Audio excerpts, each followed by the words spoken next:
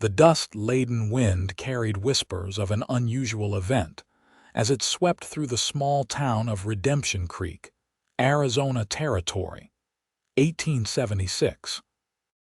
Josephine Larson stood trembling on the wooden platform in the town square, her wrists bound with coarse rope that bit into her skin, her honey-colored hair whipping across her tear-stained face. The auctioneer's voice boomed across the crowd of leering men, each holding up numbered paddles, bidding on her as if she were nothing more than cattle or property to be owned. $200 for this fine specimen of womanhood. Do I hear $250? The auctioneer, a portly man with a handlebar mustache and beady eyes, shouted over the murmurs of the crowd.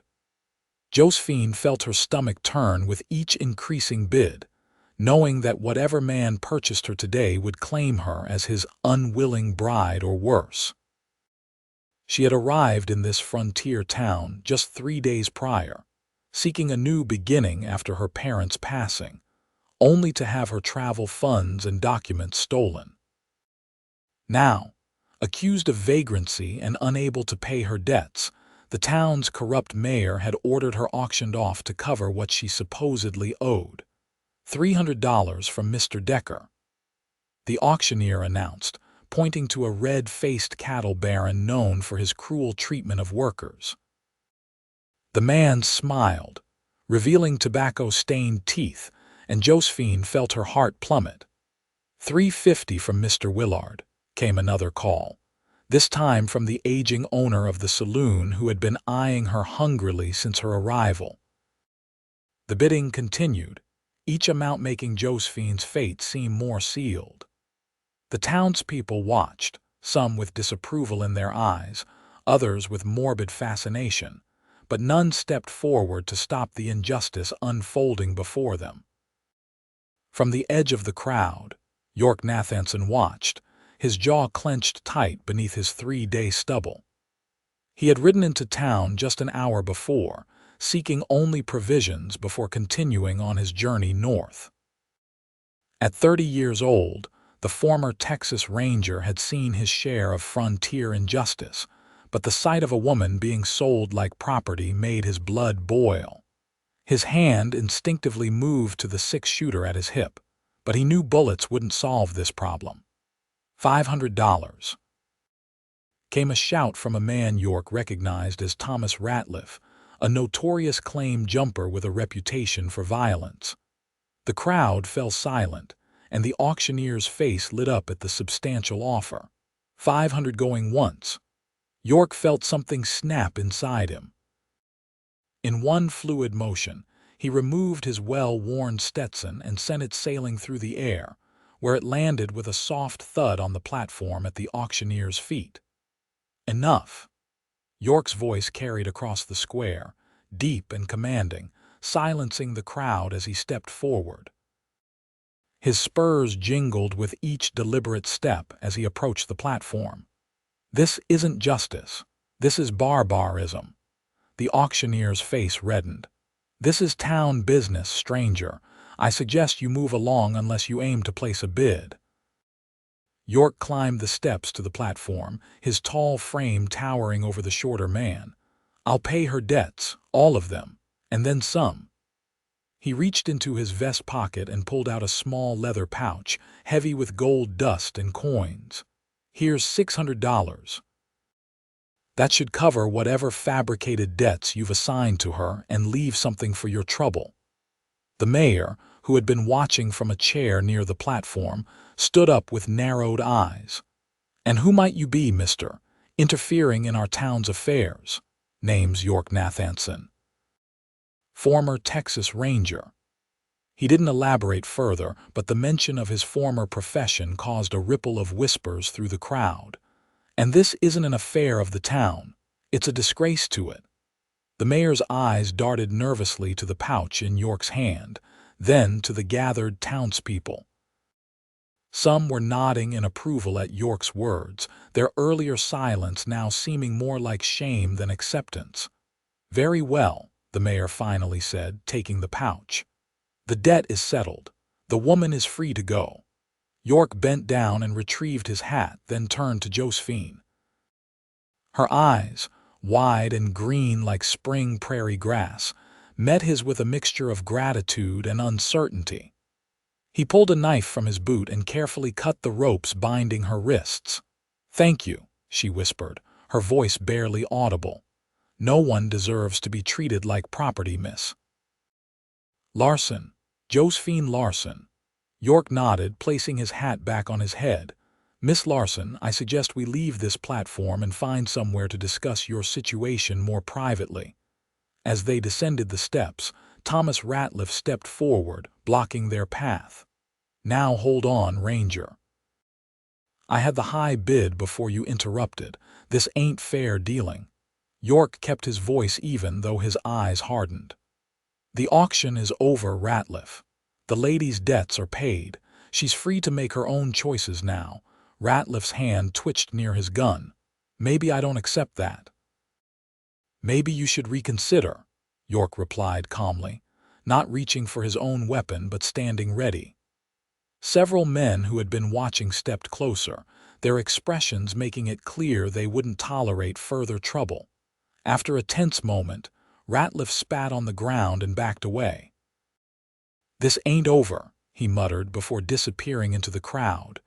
York guided Josephine away from the platform, aware of the many eyes still following them. "Do you have belongings somewhere, Miss Larson?" "At the boarding house, but—" She hesitated. "The owner is the one who turned me in for inability to pay. I'm not sure I'll be welcome back. We'll retrieve your things and find other arrangements." York glanced around the dusty Main Street. "Is there a decent hotel in this town?" "The Frontier Inn, but it's expensive." "Don't worry about that now. First, let's get you somewhere safe where you can recover from this ordeal." As they walked toward the boarding house, Josephine studied her rescuer from the corner of her eye. He wasn't what she would call handsome in the conventional sense, but there was a strength and integrity in his face that drew her attention. His dark hair curled slightly beneath his hat, and his eyes, a deep blue like twilight, seemed to miss nothing. A scar ran along his jawline, telling of past violence, yet his hands had been gentle when freeing her. "Why did you help me, Mr. Nathanson?" she finally asked. "You don't know me." York kept his gaze forward. "Some things are just plain wrong, Miss Larson. That was one of them." He paused before adding, "And I've seen enough injustice in this world without standing by to watch more of it unfold." At the boarding house, a stern-faced woman with graying hair pinned tightly at the nape of her neck met them at the door. "Well, if it isn't the vagrant," she said with a sniff. "I suppose you've come for your things." "Yes, Mrs. Peabody," Josephine replied, keeping her voice steady despite the humiliation burning in her chest. York stepped forward. "I've settled Miss Larson's debts in full. I trust there won't be any issue with her collecting her belongings." Mrs. Peabody's eyes widened slightly as she took in York's imposing presence and the quiet authority in his voice. "No issue at all. Second floor, third door on the right." Josephine led the way upstairs to a small, sparsely furnished room. It took her only minutes to gather her few possessions into a worn carpet bag. 2 dresses, a nightgown, a hairbrush, a small framed photograph of her parents, and a leather-bound journal. "That's everything?" York asked, surprised at how little she had. "Everything I have left in the world," she confirmed, closing the bag. "I sold most of my belongings to buy the stage-coach ticket here." "Where were you headed before all this happened?" "Nowhere in particular, just away." She hesitated, then added, "My parents died of fever 6 months ago in Kansas City. After settling their debts, there was nothing left for me there. I heard the Arizona Territory offered opportunities for those willing to work hard." York nodded, understanding the familiar story of frontier hope. "And then your money was stolen." "Yes, the second night I was here. I suspect it was someone at the saloon where I inquired about work as a server. By the time I realized it was gone, Mrs. Peabody was demanding payment and the mayor was citing town ordinances about vagrants. They descended the stairs, ignoring Mrs. Peabody's disapproving stare as they exited the boarding house. The afternoon sun beat down mercilessly as they made their way toward the Frontier Inn, a two-story structure that stood as one of the more respectable buildings in town. Inside, York arranged for 2 rooms, one for himself and one for Josephine. When the clerk raised an eyebrow at the unmarried woman traveling alone, York simply placed extra coins on the counter, effectively silencing any questions. "You should rest," he told Josephine as they stood in the hallway between their rooms. "We can talk more at supper about what you want to do next." "Mr. Nathanson," Josephine said, her voice stronger now that they were away from prying eyes. "I don't know how to thank you for what you did today, but I want you to know I intend to repay every cent." A hint of a smile touched York's lips.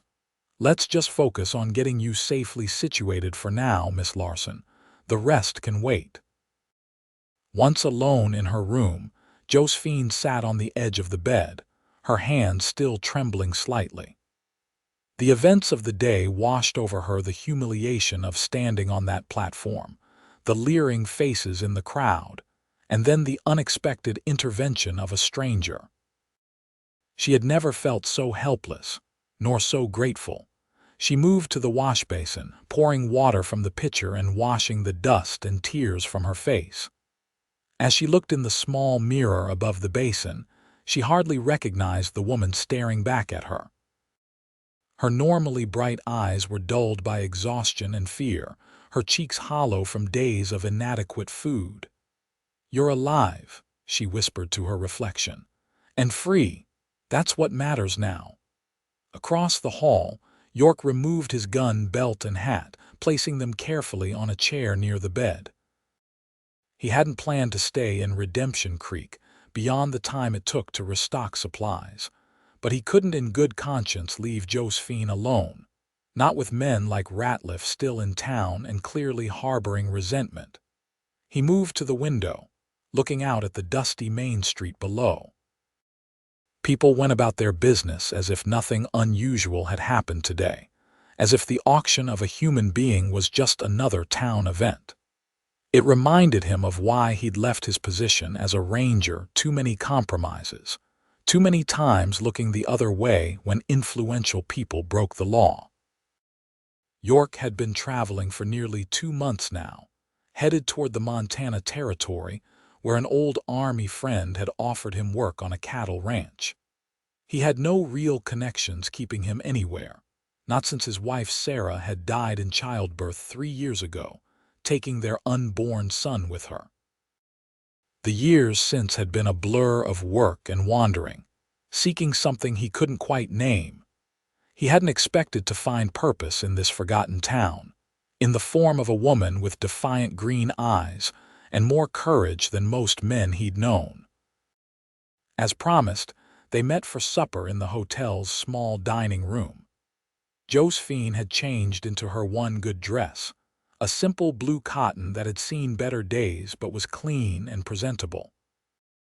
She had arranged her hair in a simple bun at the nape of her neck and washed away the last traces of dust from the day's ordeal. York stood as she approached the table, and Josephine noted that he had also cleaned up, his dark hair still damp from washing, his face freshly shaved. He wore a clean white shirt under his vest, though his clothing still bore the marks of long days on the trail. "Miss Larson," he greeted her, waiting until she was seated before taking his own chair again. "I hope you were able to get some rest." "I did, thank you, and please call me Josephine."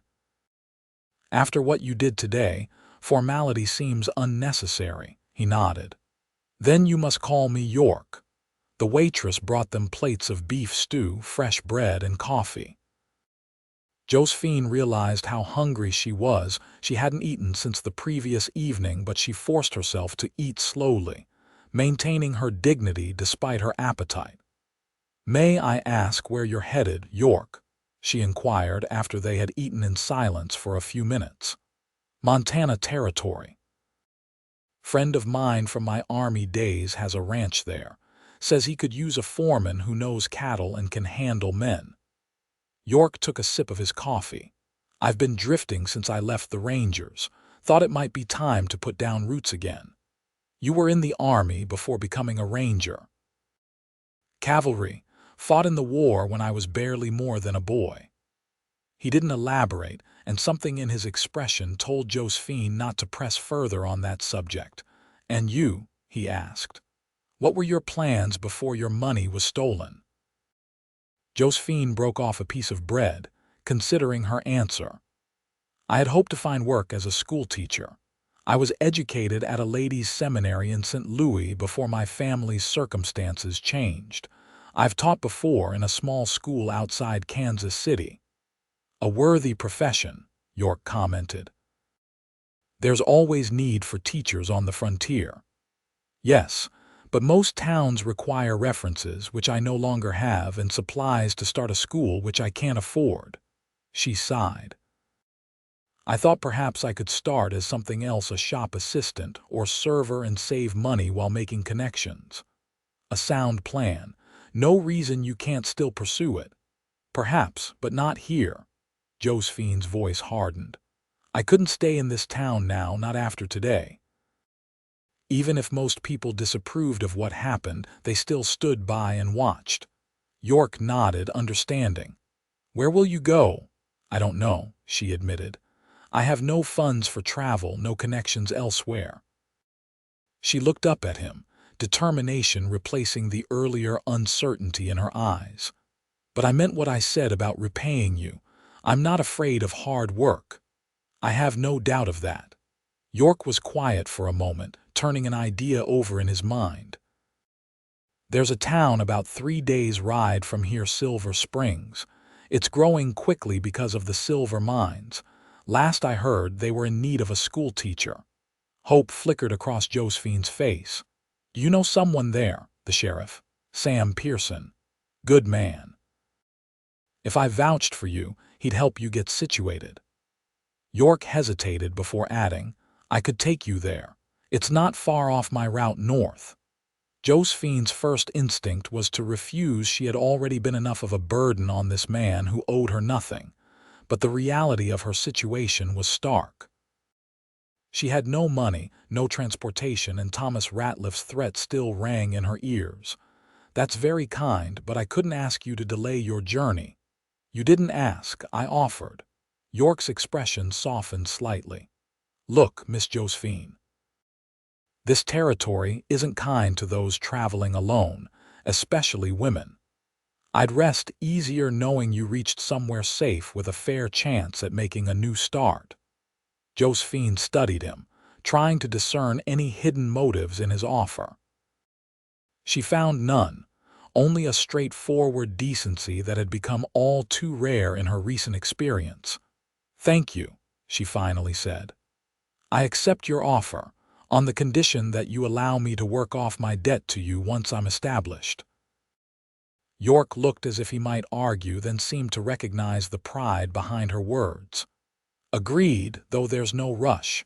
When can you be ready to leave?" "First light tomorrow," she said without hesitation. "I have nothing keeping me here.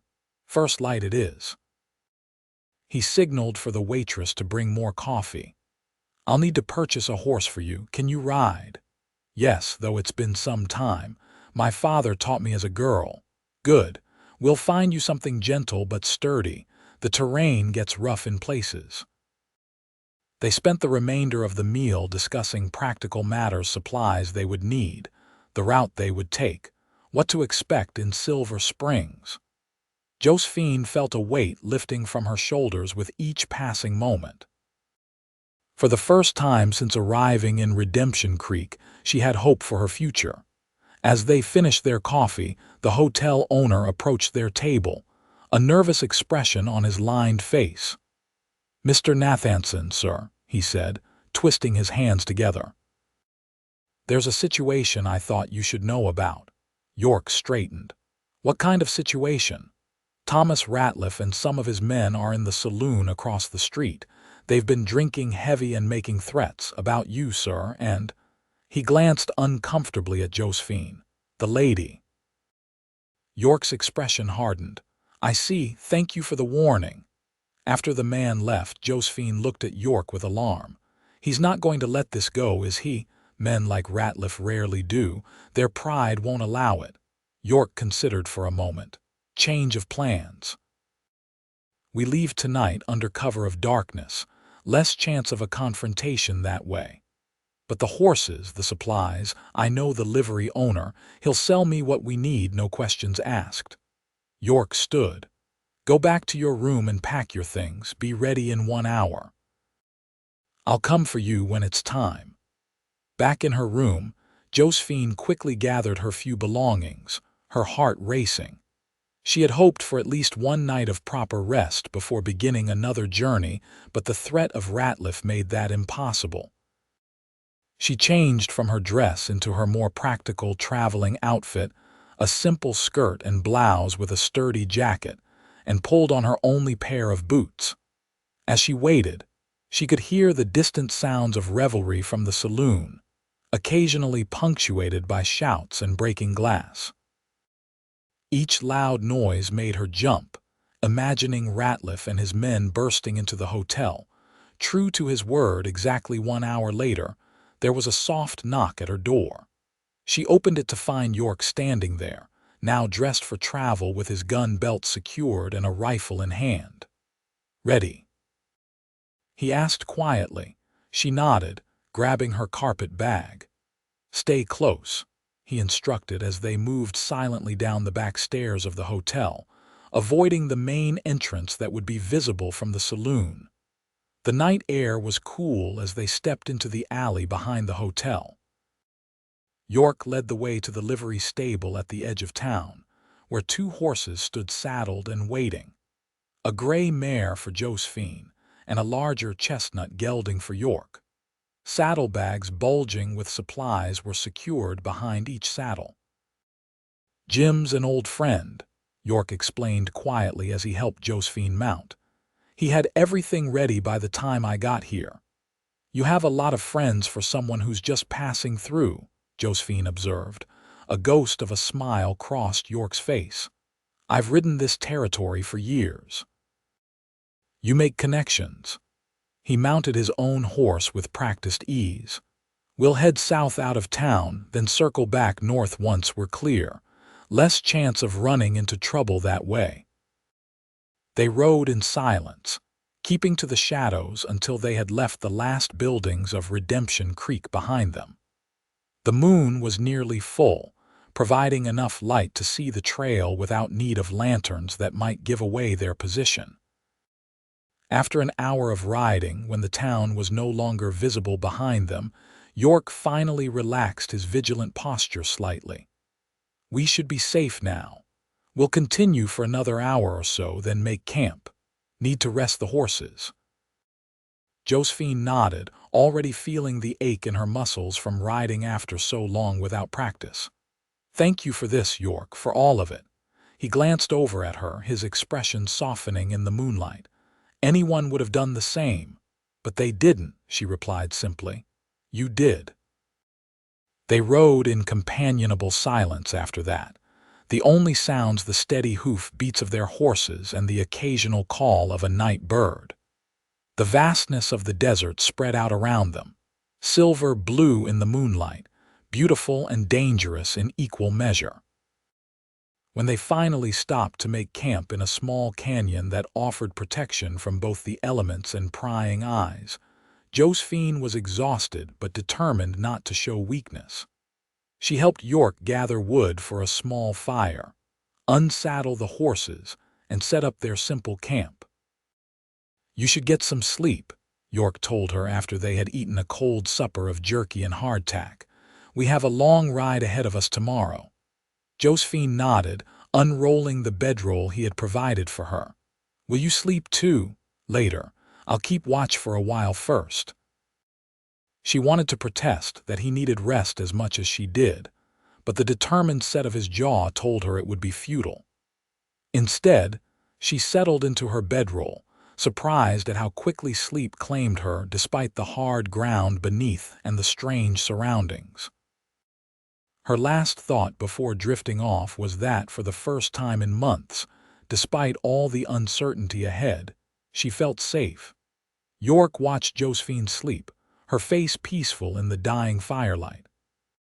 He hadn't planned on becoming anyone's protector when he rode into Redemption Creek, but something about this woman, her quiet dignity in the face of humiliation, her determination to stand on her own feet, despite everything, had stirred something in him that he thought had died with Sarah. He pushed the thought away, reminding himself that his only obligation was to see Josephine safely to Silver Springs. After that, their paths would diverge, she to her new life as a schoolteacher, he to the Montana Territory and whatever future awaited him there. Still, as he kept vigil through the quiet desert night, York found himself wondering what it might be like to have a purpose again, beyond simply existing from one day to the next. To have someone to protect, to care for, to matter to.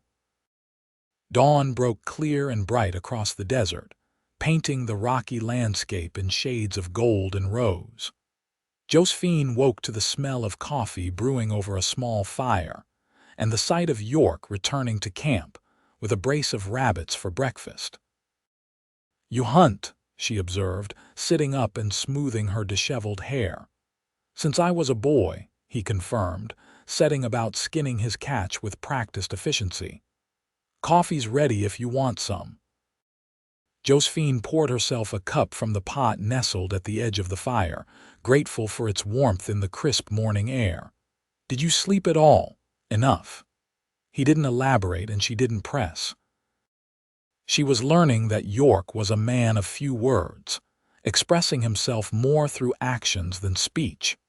After a breakfast of roasted rabbit and the last of yesterday's bread, they broke camp and continued their journey north. The terrain gradually changed from flat desert to rolling hills dotted with scrub oak and juniper trees. They rode steadily but not hurriedly, York occasionally pointing out landmarks or wildlife to Josephine. "How did you come to be a Texas Ranger?" she asked during one of their brief rest stops, curious about the man who had so drastically altered the course of her life. York was silent for so long she thought he might not answer. Finally, he said, "After the war I was lost, like many young men who'd seen too much. Drifted for a while, took work where I could find it. Eventually ended up in Texas, working as a deputy in a small town near the Mexican border." He took a drink from his canteen before continuing. "The Rangers recruited me after I helped track down a gang that had been raiding settlements on both sides of the border. Seemed like a way to use the skills I had for something good. And was it? Good, I mean." York's expression grew distant. "Sometimes. We protected innocent people, brought criminals to justice. But there were compromises too. Orders that didn't sit right. Decisions made for political reasons rather than justice." He shook his head slightly. "In the end, I couldn't reconcile what the job was becoming with what I believed it should be, so I turned in my badge. That couldn't have been easy," Josephine observed. "Easier than staying would have been." He looked at her directly then. "What about you? How does a lady with seminary education end up alone on the frontier?" Josephine sighed, gathering her thoughts. "My father was a banker in St. Louis. We lived comfortably, and he believed in education for women, unusual for him, I suppose. I attended seminary, then taught at a girls' school while living at home." She absently stroked her mare's neck as she continued. "Then came the panic of '73. The bank failed. Father lost everything, including our home. We moved to Kansas City where he took work as a clerk. It was a difficult adjustment for all of us. Mother never really recovered from the shock of our reduced circumstances." "I'm sorry," York said quietly. "They both caught fever last winter. It spread through the tenement where we were living like wildfire." Josephine blinked back unexpected tears. After they were gone, there was nothing keeping me there, just memories and debts. So you came west.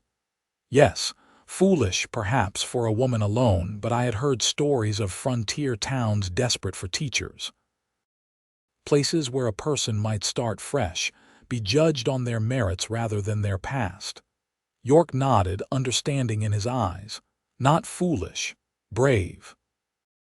They remounted and continued riding, the conversation shifting to lighter topics, books they had read, places they had seen, simple observations about the changing landscape around them.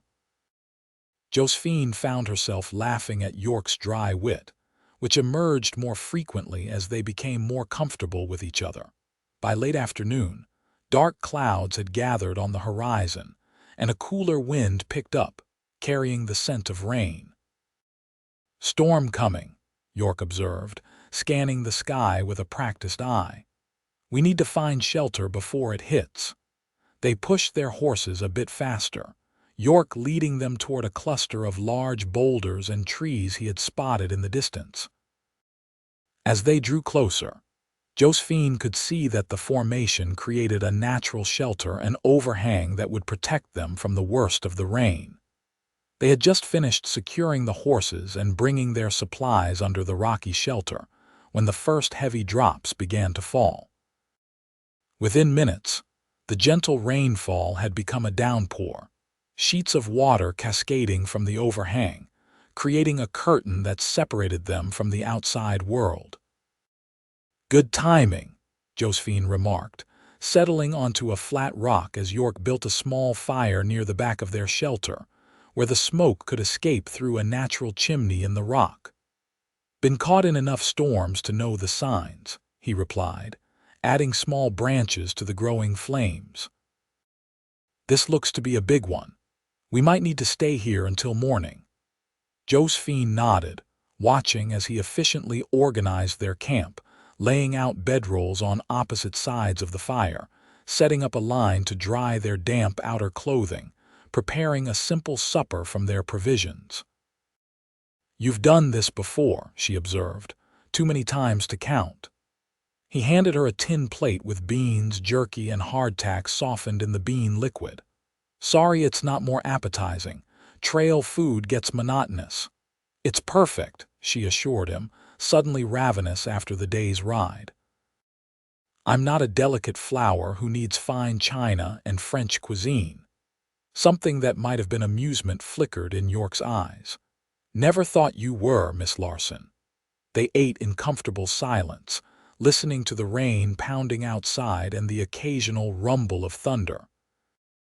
After cleaning their plates with sand and repacking the food supplies, York settled back against his saddle, stretching his long legs toward the fire. "Tell me about Silver Springs," Josephine requested, curious about the place that might become her home. "What kind of town is it?" "Growing fast, but more orderly than most mining towns. Sheriff Pearson keeps a tight rein on things, no tolerance for the kind of lawlessness you see in places like Redemption Creek." York stared into the flames as he spoke. "There's a church, a proper school building though no teacher at present, several reputable businesses. Good people for the most part. And the mines, are they dangerous?" "All mines are dangerous," York replied honestly. "But the Silver Creek operations are better run than most. The owner, Edward Hamilton, believes in fair treatment of his workers, unusual in my experience." "It sounds promising," Josephine said, hope coloring her voice. "Do you think I truly have a chance there?" York's gaze met hers across the fire. "I wouldn't take you there if I didn't. Sam will help you get established and a town growing that quickly needs educated people. You'll find your place. And you? Will you find your place in Montana?" Something unreadable crossed his face. "Maybe. It's just work, really. Something I'm good at with decent pay and a roof over my head." "But not home," she observed softly. "Haven't had a home in a long time, not sure I remember what it feels like." He added another small log to the fire. What about you? What makes a place home for you? Josephine considered the question seriously. I used to think it was familiar surroundings, the house I grew up in, the streets I knew. But after losing all that, I've come to believe home is more about people than places, having connections, purpose, belonging somewhere to someone. Sounds nice, York said, and there was a wistfulness in his voice that tugged at Josephine's heart. You've been alone a long time, haven't you? She asked gently. For a moment she thought he wouldn't answer. Then quietly he said, 3 years, since my wife died. The revelation surprised her, though perhaps it shouldn't have. There was a depth of experience in York's eyes that spoke of both joy and profound sorrow. I'm sorry, she said simply. What was her name? Sarah. He spoke the name softly, almost reverently. She was everything good I've ever known. We were married 5 years when she died in childbirth. Lost the baby too, would have been a son. Oh, York. Josephine felt tears prick her eyes at the raw pain in his voice. After that, staying in one place seemed pointless.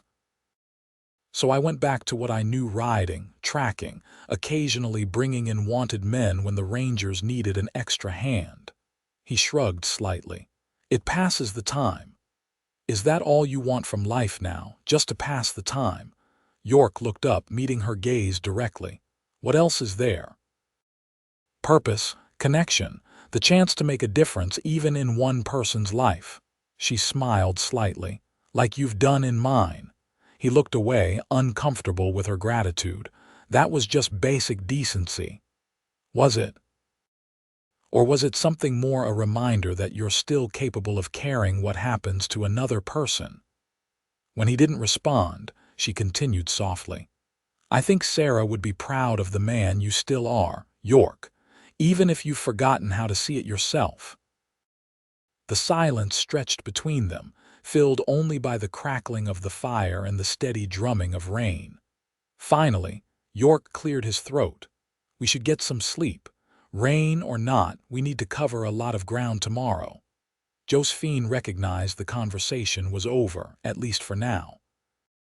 She nodded and moved to her bedroll, settling in with her back to the fire. But sleep was slow to come, her mind filled with thoughts of the complex, honorable man who slept just a few feet away, a man who had saved her from one fate only to deliver her to another, yet seemed unable to save himself from the loneliness that had claimed him. The storm passed during the night, leaving behind a washed, clean world that sparkled in the morning sunlight. They set out after a quick breakfast, riding through terrain that grew increasingly hilly and green, a welcome change from the harsh desert landscape of the previous days. They made good time, stopping only briefly to rest the horses and eat a cold lunch beside a small stream. By late afternoon, they had entered a forest of tall pines that provided welcome shade from the afternoon sun. We'll stop here for the night, York announced as they reached a small clearing. There's a spring nearby for fresh water, and plenty of wood for a fire. As they set up camp with the easy rhythm they had established over the past days, Josephine found herself watching York more closely, noticing things she hadn't before: the grace with which he moved despite his size, the gentleness in his hands when tending to the horses, the way his serious expression occasionally gave way to a half-smile when something amused him. They were becoming friends, she realized. Or perhaps something more, though she hardly dared acknowledge that thought, even to herself.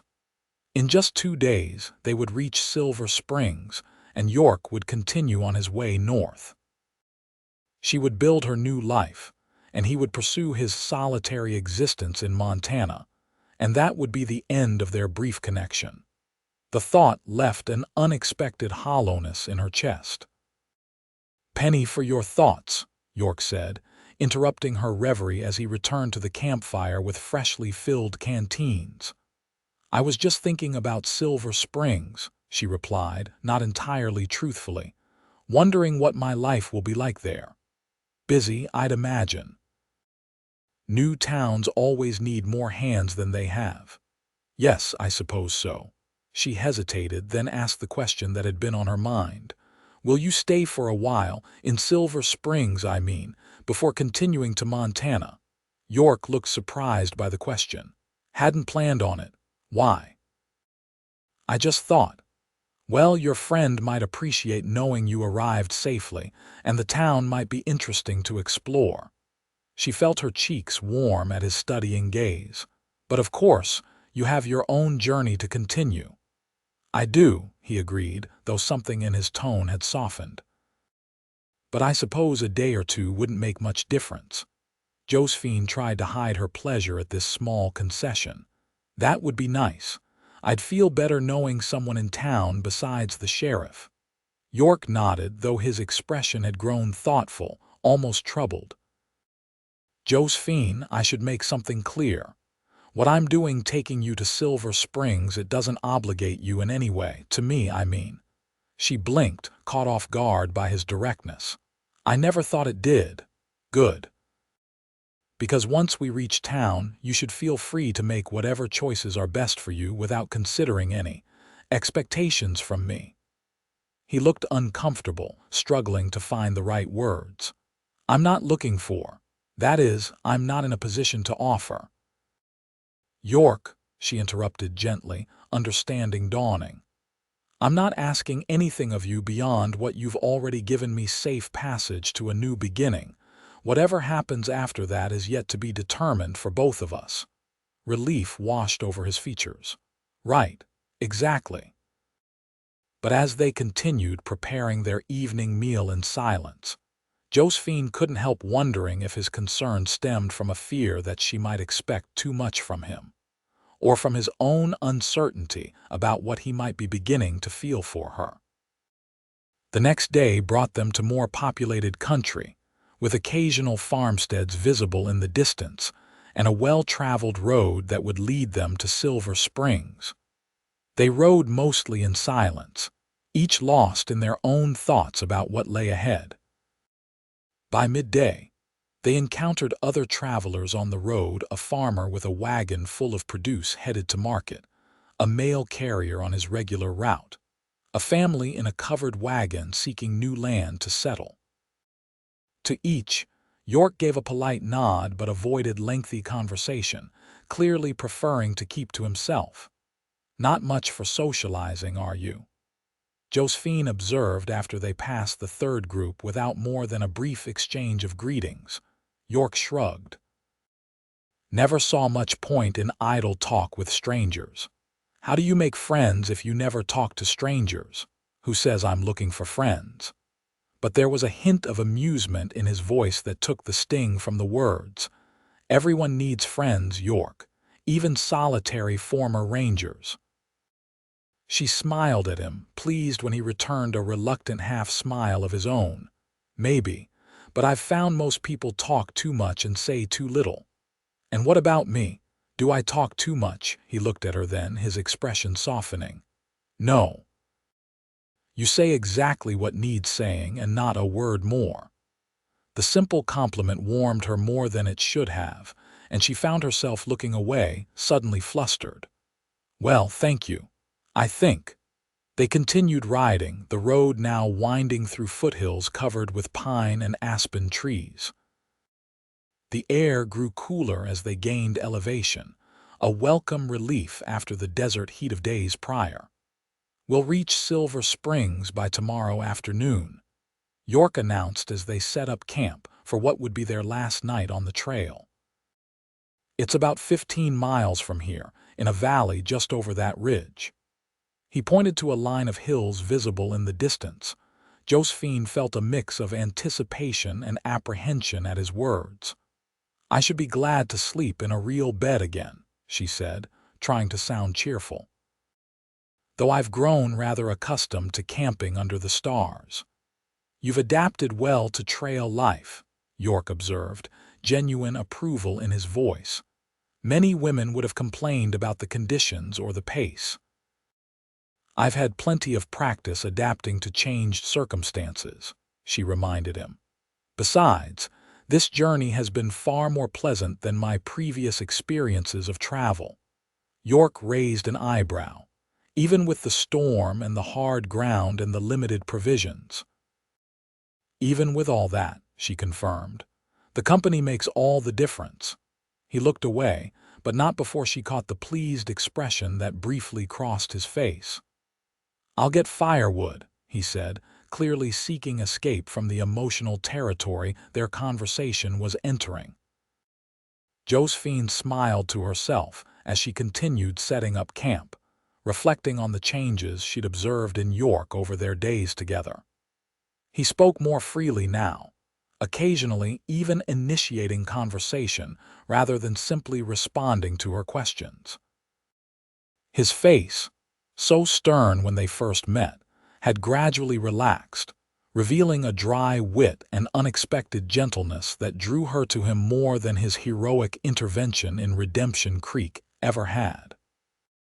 By the time he returned with an armload of firewood, Josephine had unpacked their remaining provisions and was contemplating how to make their last trail meal something special. "We still have that coffee your friend at the livery provided," she said, as York built the fire. "And some of that dried fruit. I thought I might try to make a sort of compote to go with the last of our biscuits." "Sounds fancy for trail food," he commented, arranging the kindling. "Well, it's a special occasion, isn't it? Our last night on the trail." She busied herself with the food preparations, trying not to dwell on the fact that it might also be one of their last nights together, period. As darkness fell, they sat beside the fire enjoying their improvised dessert, the sweet fruit compote adding welcome flavor to the otherwise plain biscuits. Stars emerged overhead, countless pinpoints of light in the clear mountain sky. "Beautiful, isn't it?" Josephine remarked, gazing upward. "I never tire of looking at the stars." "My father taught me the constellations when I was a boy," York said, surprising her with the personal revelation. "Said a man who could read the stars would never truly be lost." Was he right? York considered this. "In a way, I've used the stars for navigation plenty of times, but there are other ways to be lost that have nothing to do with knowing your physical location." "Like losing your sense of purpose," Josephine suggested softly. "Or belonging." "Yes." He looked at her across the fire, his expression more open than she had yet seen it. "You understand that, I do, all too well." She held his gaze, feeling a connection between them that transcended the brief time they'd known each other. "York, I want to thank you, not just for saving me from that auction block, but for everything since. You've shown me kindness when I needed it most." "You don't need to thank me, Josephine." "I know. That's part of what makes you remarkable." She smiled at his obvious discomfort with her praise. "You do the right thing not for gratitude or recognition, but because it's right. That's rare." York was silent for a long moment, staring into the flames. When he finally spoke, his voice was low and hesitant. "I haven't always done the right thing, made my share of mistakes, choices I regret. We all have," she assured him. "What matters is that we learn from them, try to do better." "Is it that simple?" "No," she admitted. "But it's a place to start." They fell into comfortable silence then, each absorbed in their own thoughts as the fire slowly died down to embers. When Josephine finally rose to prepare for sleep, she paused beside York, placing a gentle hand on his shoulder. "Good night, York. And thank you for today." He covered her hand briefly with his own, the touch sending warmth through her that had nothing to do with the fire. "Good night, Josephine. Sleep well." As she settled into her bedroll for the last time, Josephine found herself wondering what tomorrow would bring, not just the arrival in Silver Springs, but what it would mean for her relationship with York. Would he truly stay for a day or two, as he'd suggested, or would he be eager to continue his journey north? And what would she do if he chose to leave immediately? The questions followed her into sleep, where her dreams were filled with images of auction blocks and falling hats, of storms and starlight, and of a pair of deep blue eyes that seemed to see directly into her soul. Morning dawned crisp and clear, the air fragrant with pine and wildflowers. They broke camp early, both aware of the significance of the day ahead, but neither mentioning it directly. Their conversation as they rode was lighter than usual, focusing on practical matters, what Josephine should expect in Silver Springs, whom she should speak with about teaching positions, which boarding house might be most suitable. Sheriff Pearson's wife, Olivia, is on the town council, York explained as they crested a hill that gave them their first view of the valley below. She's a formidable woman, but fair. If anyone can help you secure the teaching position, it's her. Josephine nodded, trying to focus on his advice rather than the breathtaking vista before them. Silver Springs lay nestled in a green valley, a neat arrangement of buildings surrounding a central square, with the silver mines visible on the hillside beyond. Even from this distance, she could see it was a prosperous, well-organized community, exactly the kind of place she had hoped to find. "It's beautiful," she breathed. "It is," York agreed, his eyes on her rather than the town. "Ready?" she nodded, gathering her courage. "Ready." They rode down into the valley, following a well-maintained road that led directly to the town. As they approached, Josephine could see people moving about their business, women shopping at an open-air market, men loading wagons with supplies, children playing in front of a building that must be the school. Several people looked up as they rode past, offering friendly nods or curious glances. York led the way to a two-story building marked Sheriff's Office, dismounting and tying his horse to the hitching post before coming around to help Josephine down. "Sam's a good man," York assured her, noticing her nervous expression. "Just be yourself." Before she could respond, the door to the office opened, and a tall man with graying hair and a silver star pinned to his vest stepped out, squinting at them in the bright sunlight. "Well, I'll be damned," he said, a slow smile spreading across his weathered face. "York Nathanson. Didn't expect to see you in these parts again." "Hello, Sam." York stepped forward, clasping the older man's hand in a firm handshake. "Been a while, 3 years at least." Sheriff Pearson's keen eyes moved to Josephine. "And who might this be?" "Josephine Larson," York replied. "Miss Larson, this is Sheriff Samuel Pearson." Josephine stepped forward, extending her hand. "A pleasure to meet you, Sheriff." "Likewise, Miss Larson." He shook her hand, his grip firm but not overpowering. "Any friend of York's is welcome in Silver Springs." He turned back to York with a questioning look. "What brings you two to town? Last I heard you were headed to Montana." "Still am," York confirmed, "but I had reason to stop here first." He glanced at Josephine. "Miss Larson is looking to settle somewhere she can put her skills to use. She's a trained teacher." Sheriff Pearson's eyebrows rose with interest. "Is that so? Well now, that is fortunate timing. Our last teacher left to get married 2 months ago, and the children of this town are running wild without proper schooling. My Olivia's been beside herself trying to find a replacement." Hope surged through Josephine. "I would be very interested in discussing the position, Sheriff. I have experience teaching in Kansas City, and I'm familiar with frontier conditions." "Excellent, excellent. Olivia will want to meet you right away." He looked between them curiously. "How did you two come to be traveling together, if you don't mind my asking?" York and Josephine exchanged a glance, silently deciding how much to share. "I encountered Miss Larson in a difficult situation in Redemption Creek," York finally said. "She had been robbed of her travel funds and was being mistreated by the town authorities. I offered to escort her here, knowing your need for a teacher." Sheriff Pearson's expression darkened. "Redemption Creek, that explains it. Place has gone downhill since Mayor Fletcher took office.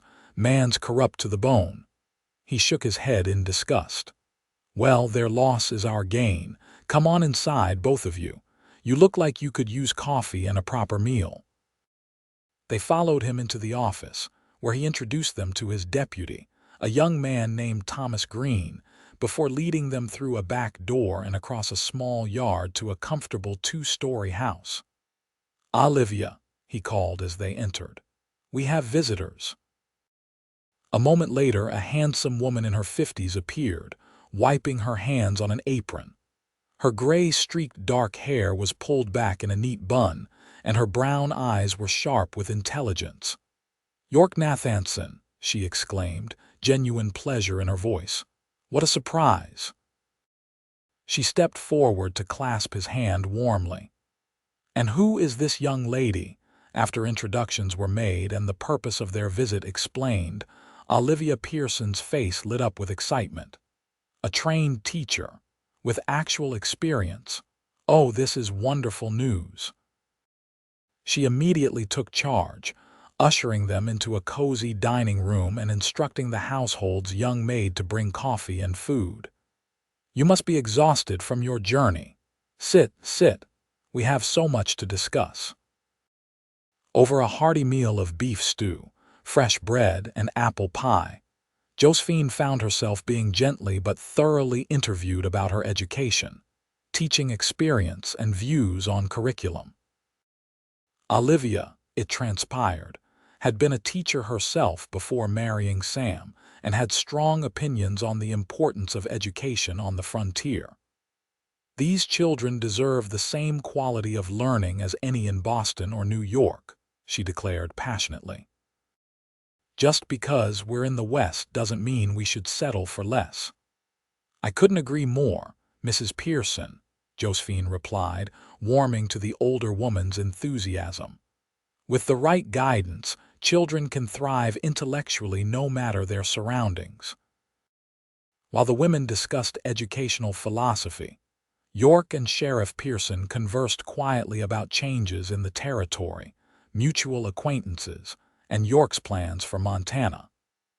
Josephine noticed how much more relaxed York seemed in the Pearsons' home. Clearly these were people he trusted implicitly. By the time the meal concluded, it was clear that Olivia was thoroughly impressed with Josephine. "The town council meets tomorrow afternoon," she announced. "I'll present your qualifications then, but I can't imagine there will be any objections. We've been desperate for a qualified teacher." "Thank you, Mrs. Pearson. I'm eager to begin if the council approves." "Oh, they'll approve," Olivia said confidently. "In the meantime, you'll need lodging. The Willow Creek boarding house is clean and respectable, run by a widow named Mrs. Abernathy. I'll send word that you're coming." She paused, glancing between Josephine and York. "Will you be staying as well, York?" York hesitated, his eyes meeting Josephine's briefly. "For a day or two, perhaps. I should continue to Montana before winter sets in." "Of course," Olivia nodded, though Josephine thought she detected a knowing look in the older woman's eyes. "Sam, why don't you show them to the boarding house? I'm sure they'd appreciate a chance to rest and refresh themselves after their journey." Outside, as they collected their horses and prepared to follow Sheriff Pearson to the boarding house, York spoke quietly to Josephine. "Seems like you made quite an impression on Olivia." "She's a remarkable woman," Josephine replied. "I can see why you value their friendship." "The Pearsons helped me through a difficult time after Sarah died," York admitted. "I stayed with them for nearly a month. Don't think I'd have made it without their kindness." The simple statement, offered without elaboration, told Josephine more about both the Pearsons and York himself than a longer explanation could have.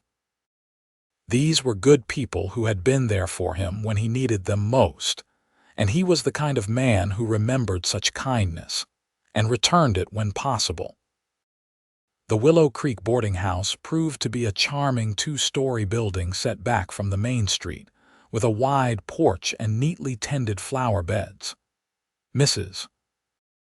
Abernathy, a plump, cheerful widow in her 60s, welcomed them warmly, especially after Sheriff Pearson explained Josephine's potential position as the town's new teacher. "A teacher? How wonderful!" she exclaimed, leading them upstairs to inspect the available rooms. "We haven't had a proper one since Miss Henderson left to marry that mine surveyor. The children have been running positively wild." She showed Josephine to a pleasant corner room with simple but comfortable furnishings, a narrow bed with a patchwork quilt, a small writing desk near the window, a washstand with pitcher and basin, and a wardrobe for her few belongings. "It's perfect," Josephine assured her, genuinely pleased with the clean, cozy space. "How much is the weekly rate for the school teacher?" $4 a week, including breakfast and supper." Mrs. Abernathy beamed. "And you, Mr. Nathanson, will you be needing a room as well?" "Just for a night or two," he confirmed, and was shown to a room at the opposite end of the hall, a fact that Josephine noted with mingled relief and disappointment. After washing away the dust of travel and changing into her one good dress, Josephine met York and Sheriff Pearson downstairs. The sheriff had offered to show them around town before returning to his duties. "Silver Springs isn't large," he explained as they walked along the main street, "but we're growing fast. The silver mine has been producing well, and we've attracted solid businesses and decent folks." He pointed out the various establishments: the general store, the assay office, the bank, the church, and finally, the schoolhouse, a modest but well-constructed building at the edge of town. "Would you like to see inside?" Sheriff Pearson asked, noting Josephine's interest. "Very much," she replied eagerly. The schoolhouse consisted of one large room with rows of desks facing a teacher's desk on a raised platform. Bookshelves lined one wall, though they were only partly filled, and a large blackboard hung at the front of the room. Windows on both sides provided ample natural light, and a pot-bellied stove in the corner would provide warmth in the winter months. "It's not fancy," the sheriff apologized, "but it's sturdy and serves its purpose." "It's wonderful," Josephine assured him, already envisioning how she would organize the space, what books she would request, how she would arrange the students by age and ability. "How many children attend?" "About 30 at present, ranging from 5 to 16 years of age. Mostly from the town and nearby farms, though some of the mine workers' children come as well when they're not helping their fathers."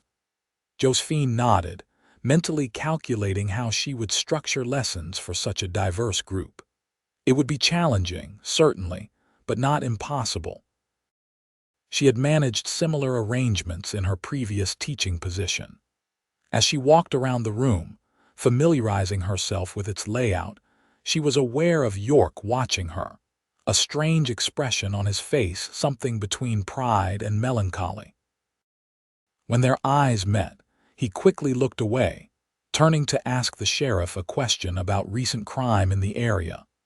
Their tour concluded at the Silver Strike Saloon, where Sheriff Pearson insisted on buying them a drink to celebrate their safe arrival.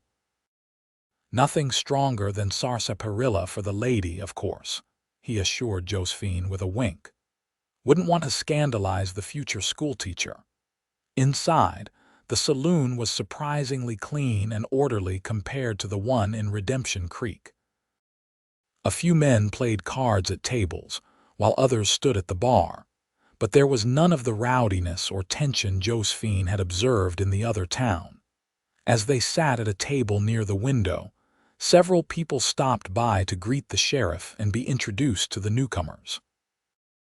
Word had apparently spread quickly about the potential new schoolteacher, and Josephine found herself answering questions about her educational philosophy and experience from parents, eager to ensure their children would receive proper instruction. York remained mostly silent during these exchanges, occasionally offering a brief comment or answer when directly addressed, but otherwise content to observe. Josephine noticed, however, that many of the townspeople seemed to know him, or at least know of him, treating him with a respect that went beyond simple courtesy to a stranger. "You're something of a legend around here, aren't you?" she asked him quietly when the sheriff stepped away to speak with the bartender. York looked uncomfortable. "Hardly that. Then why do people keep looking at you like you're some kind of hero from a dime novel?" he sighed, taking a sip of his whiskey before answering. "A few years back, there was trouble here. A gang trying to force the miners to pay protection money. Things got ugly. I happened to be passing through and helped Sam deal with the situation." "You happened to be passing through and single-handedly saved the town?" she pressed, suspecting there was more to the story. "Not single-handedly, and not the whole town. Just helped restore order." He clearly didn't want to elaborate further, and Josephine decided not to push, though she made a mental note to ask Sheriff Pearson for the full story later. By the time they returned to the boarding house for the evening meal, Josephine was exhausted but exhilarated. Silver Springs was everything she had hoped for in a new beginning, a decent, orderly community with good people who valued education, and seemed willing to accept her based on her merits rather than her past or circumstances. And then there was York. He had been true to his word, delivering her safely to a place where she could start fresh. Tomorrow, he would likely begin preparations to continue his journey to Montana. Their paths would diverge, perhaps never to cross again. The thought brought an unexpected ache to her chest.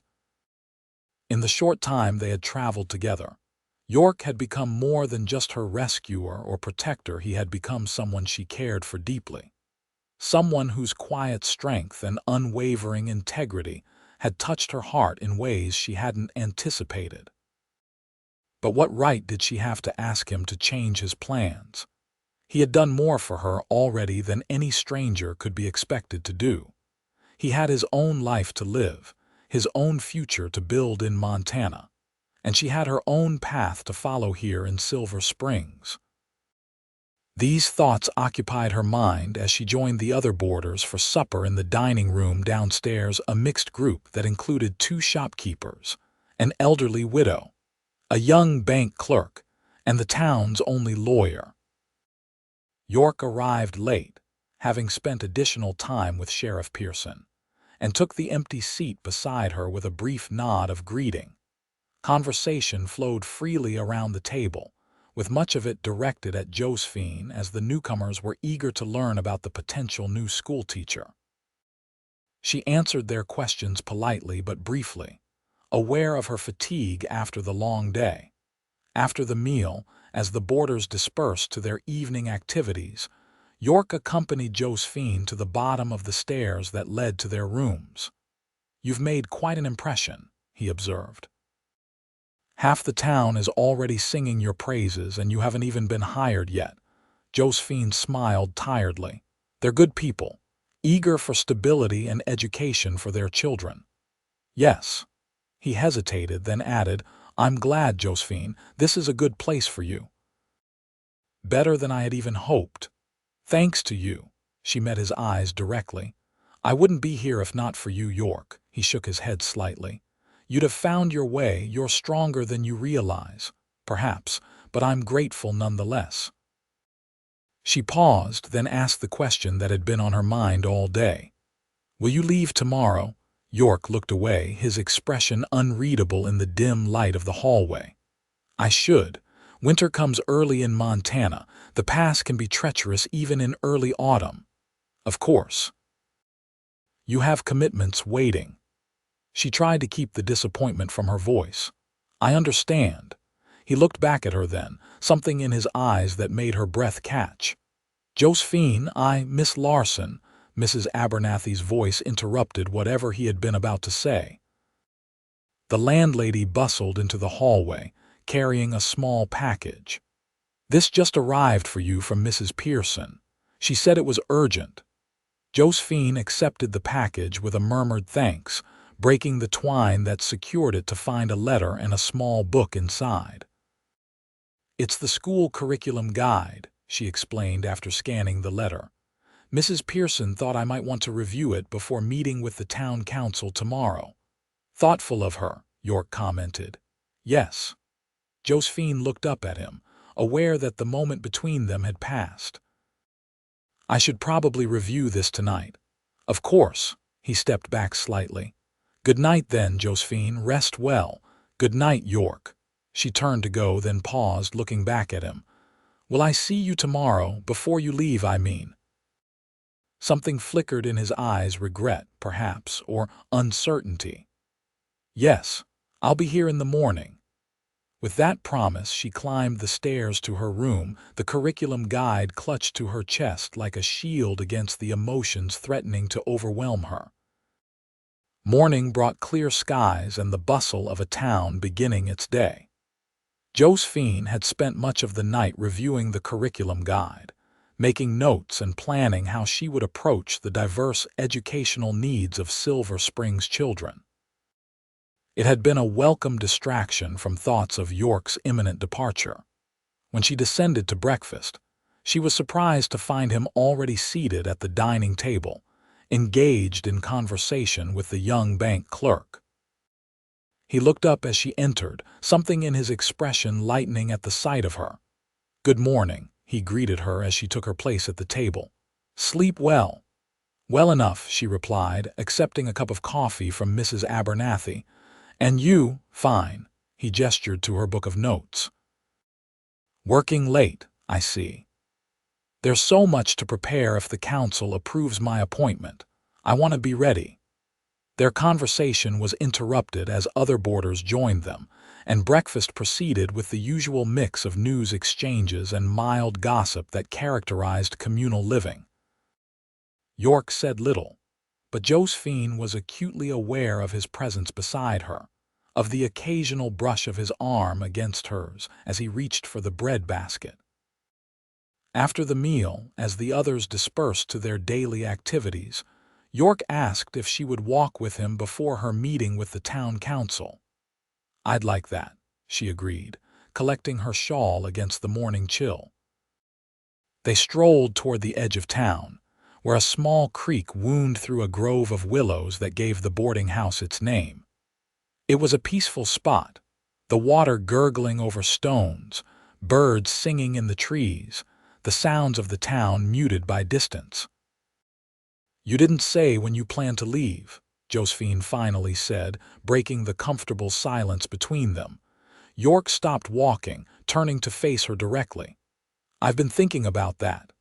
And I'm not sure Montana is where I need to be right now." He spoke slowly, as if choosing each word with care. Josephine felt her heart quicken. "Where do you need to be, then?" He looked at her, really looked at her, his blue eyes searching her face as if memorizing every feature. "I've been running for 3 years, Josephine, since Sarah died. Moving from place to place, never staying long enough to form connections. Telling myself it was freedom when really it was fear. Fear of what? Of caring again. Of losing again." He took a deep breath. "Of living again." "And now?" she asked softly. "Now I'm standing here with a woman I've known less than a week, feeling more alive than I have in 3 years, and wondering if maybe it's time to stop running." Josephine's breath caught in her throat. "What are you saying, York?" "I'm saying that Silver Springs needs a new deputy. Sam offered me the position last night, said the town's growing too fast for him and young Green to handle alone." "And you're considering it?" Hope rose in her chest, almost too intense to bear, more than considering. He took a step closer to her. "I'm saying yes, if you think. If you wouldn't mind me staying." Josephine felt tears spring to her eyes. "Mind? York, I've been dreading today because I thought you were leaving, because I thought I'd never see you again." His expression softened, and he reached out to take her hand in his touch gentle but sure. "I can't promise anything, Josephine. I'm still damaged in ways I don't fully understand myself. But I know that when I'm with you, I feel like maybe I can find my way back to the man I used to be. The man who believed in more than just surviving from one day to the next. I'm not asking for promises, she assured him, her fingers tightening around his. Just a chance, for both of us to see where this might lead. A chance, he echoed, a small smile forming on his lips. I think I can manage that. They stood there by the creek, hands clasped, eyes locked, the future spreading out before them like the wide western sky, vast, unpredictable but full of possibility. The town council meeting that afternoon was a formality more than a true interview. With Olivia Pearson's enthusiastic endorsement and the town's desperate need for a qualified teacher, Josephine's appointment was approved unanimously. She would begin teaching the following Monday, with a salary of $40 per month, plus a small allowance for school supplies. As she left the meeting, jubilant with the news, she found York waiting for her outside the town hall. "Deputy Nathanson," she greeted him with a smile, noting the silver badge now pinned to his vest. "It seems we both have reason to celebrate today." "It seems we do, Miss Larson." He offered her his arm. "May I escort you to dinner? Sam and Olivia have invited us both to join them this evening. I'd be delighted." She placed her hand on his arm, still hardly believing the turn her fortunes had taken in just 1 week from being auctioned like property in Redemption Creek, to finding both employment and the promise of something more in Silver Springs. The Pearsons' dinner was a joyful affair, with Olivia clearly delighted to have both a new teacher for the town and her husband's old friend as a permanent resident. Sheriff Pearson proposed a toast to new beginnings and second chances, his knowing gaze moving between York and Josephine with obvious approval. After dinner, York walked Josephine back to the boarding house, the night air crisp with the promise of autumn. Stars glittered overhead, reminding her of their nights on the trail when the vast sky had seemed both a canopy and a witness to their growing connection. "It's strange," she said as they paused outside the boarding house. "A week ago, I was in despair, thinking my life was over. And now—" "And now," York prompted when she fell silent, "now I feel like it's just beginning." She looked up at him, no longer afraid to let him see the emotion in her eyes. "Thank you, York, not just for saving me from that auction block, but for showing me that there are still good men in this world.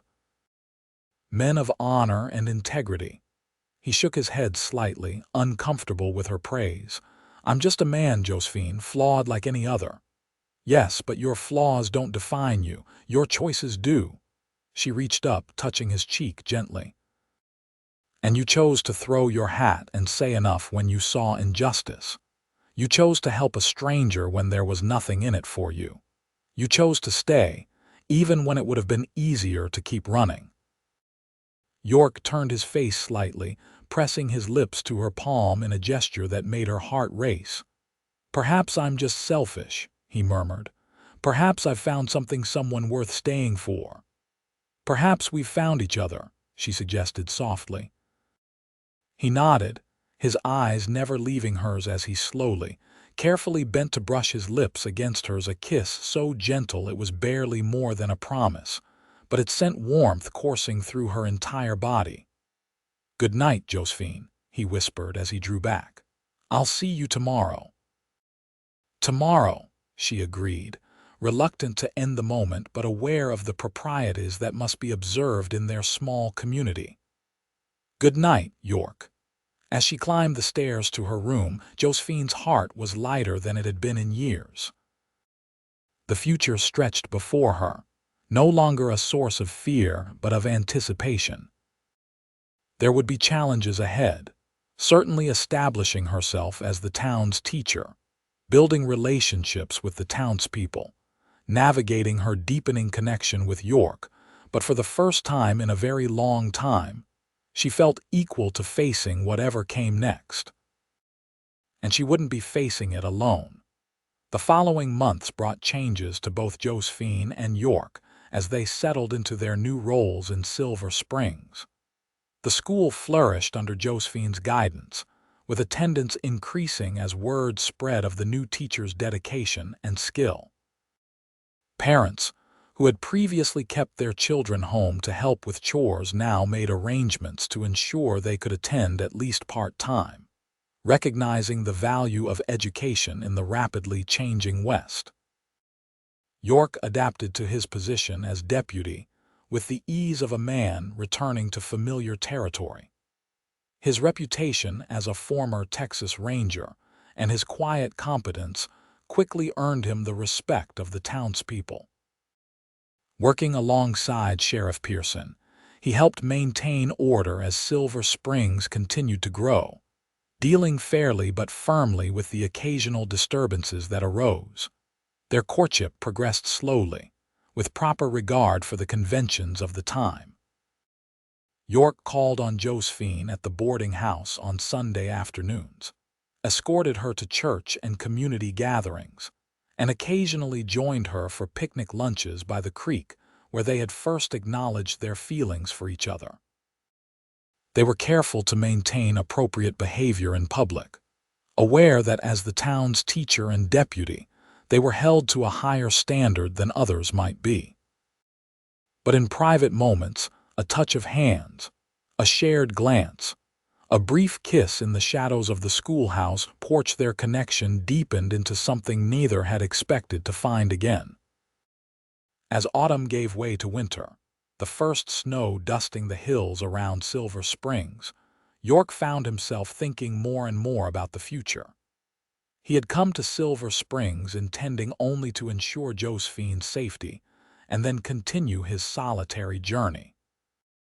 Instead, he had found something he had thought lost forever: a sense of purpose, of belonging, of home.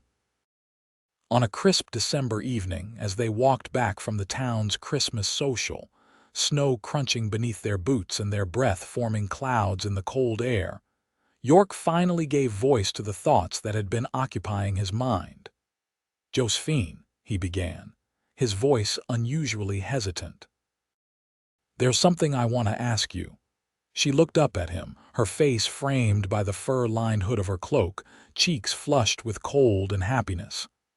"Yes," he stopped walking, turning to face her fully. "These past months have been, I never expected to feel this way again. To want a future with someone again." Her eyes softened with understanding. "I know, I felt the same way. The thing is," he continued, his voice steadying as he found the words, "I don't want to just court you indefinitely. I want more than that. I want a life with you, Josephine." He reached into his pocket and withdrew a small velvet box. "I'm not a wealthy man, and I can't offer you the kind of life you might have had before your parents' misfortunes. But I can promise to love you, honor you, and protect you for as long as I live." He opened the box, revealing a simple gold band set with a small but perfect diamond. "Josephine Larson, will you marry me?" Tears filled Josephine's eyes, sparkling in the moonlight like the diamond in the ring. "Yes," she whispered, then more strongly, "Yes, York, I will marry you." His face broke into a rare, full smile, transforming his features with joy. He slipped the ring onto her finger, then pulled her into his arms, his kiss no longer tentative but full of promise and passion. When they finally drew apart, breathless and laughing, Josephine rested her forehead against his chest. "From auction block to engagement in 6 months," she marveled. "Life certainly takes unexpected turns." York tightened his arms around her. "I thank God every day that I rode into Redemption Creek when I did." "As do I." She looked up at him, her expression growing serious. "York, I want you to know I don't compare what I feel for you to what you had with Sarah. I know that was a different love, a different life. I don't expect to replace those memories." He touched her cheek gently. Sarah will always be a part of my past, and I'll always honor her memory. But you, Josephine, you're my present and my future. You've helped me find my way back to life when I thought that part of me was gone forever." They were married on New Year's Day, 1877, in the Silver Springs Church, with Sheriff and Mrs. Pearson standing as witnesses. Josephine wore a new dress of deep blue silk that matched York's eyes, with her honey-colored hair arranged in an elegant knot adorned with small white flowers. York, for his part, looked almost transformed in a new black suit, his usually grave expression replaced by one of quiet joy as he spoke his vows. The entire town turned out for the celebration afterward, held in the schoolhouse decorated with evergreen boughs and ribbon for the occasion. Children Josephine had taught presented her with handmade gifts, while miners and townspeople alike offered congratulations to the couple who had become integral parts of their community in such a short time. "Never seen York look so happy," Sheriff Pearson commented to his wife as they watched the newlyweds receive well wishes from the townspeople. "Wasn't sure he'd ever find his way back after Sarah died." "It just took the right woman," Olivia replied wisely. "Someone strong enough to accept his past, but determined enough to insist on a future." "Reckon you're right about that," the sheriff agreed. "They're well matched, those two. Indeed they were." Over the coming years, York and Josephine built a life together that neither had dared hope for when they first met. They purchased a small house near the school, where Josephine continued teaching until the birth of their first child, a daughter they named Sarah Olivia, honoring both the wife York had lost and the woman who had helped bring them together. 2 years later, a son joined their family, Samuel James, named for the sheriff who had become like a father to both of them. As Silver Springs continued to prosper, so did the Nathanson family, their home becoming known for its warmth and hospitality, their marriage a testament to the unexpected second chances life sometimes offers. And on warm summer evenings, when the children were asleep and the day's work was done, York and Josephine would sometimes sit on their porch, hands clasped as they watched the stars appear above the mountains. In those quiet moments, they would remember the journey that had brought them together: a desperate auction block, a thrown hat, a man's voice cutting through injustice with a single word. Enough. One word that had changed everything. One word that had given them both a new beginning. One word that had led to thousands more words of love, of promise, of the everyday poetry that makes up a life shared. One word that had been enough.